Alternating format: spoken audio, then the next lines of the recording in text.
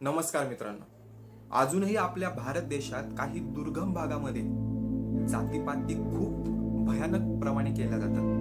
म्हणजे शहरात पण आहेत, पण थोड्या कमी प्रमाणात आहेत. पण काही गावांमध्ये म्हणजे खेड्यापाड्यांमध्ये अजूनही जातीपाती खूप भयानक पद्धतीने पाहायला मिळतात. आणि त्याचबरोबर महिलांना सुद्धा प्राधान्य दिलं जात नाही, त्यांना पुढं जाऊन दिलं जात नाही. त्यांनी फक्त चूल मूल घर बघायचं. आणि मुली शिकायला लागल्या, त्यांनी फक्त थोडं शिकायचं, त्यानंतर लग्न करायचं आणि चूल मूल घरच बघायचं. मित्रांनो, ह्याच विषयावर एक नेटफ्लिक्सवर चित्रपट आहे. तर या चित्रपटाची स्टोरी अशी आहे की राजस्थान मधलं एक गाव दाखवलंय आणि त्या गावामध्ये प्रेरणा नावाची एक मुलगी असते आणि तिला खूप शिकायची इच्छा असते आणि शिकून खूप काहीतरी मोठं व्हायचं तिची खूप इच्छा असते.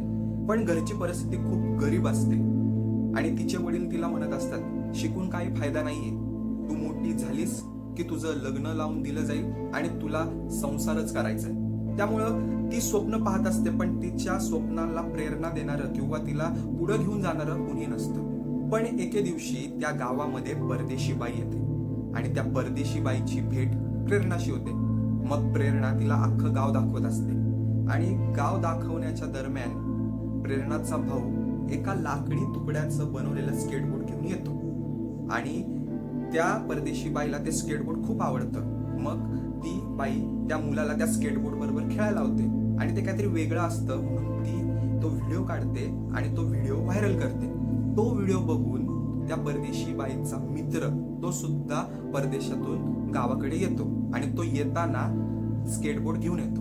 मग तो स्केटबोर्ड प्रत्येक मुलांना तिथं शिकवत असतो आणि प्रत्येक मुलाची आवड पाहून ती परदेशी बाई प्रत्येक मुलाला स्केटबोर्ड आणून देते आणि त्या गावात प्रत्येक मुलाला आणि मुलीला स्केटबोर्डचं वेड लागलेलं असतं आणि प्रेरणाला तर खूप आवड झालेली असते स्केटबोर्डची आणि तिचं स्वप्न असतं की मी एक खूप चांगली स्केटर बनणार. पण आता हे जर तिच्या वडिलांना कळलं तर वडील तिला स्केटिंग करण्यासाठी सोडतील का आणि तिला प्रोत्साहन करतील का तिला परत तिची स्केटिंग बंद करून तिचं लग्न करतील? हेच जर जाणून घ्यायचं असेल तर नेटफ्लिक्सवर चित्रपट पहा, स्केटर गर्ल.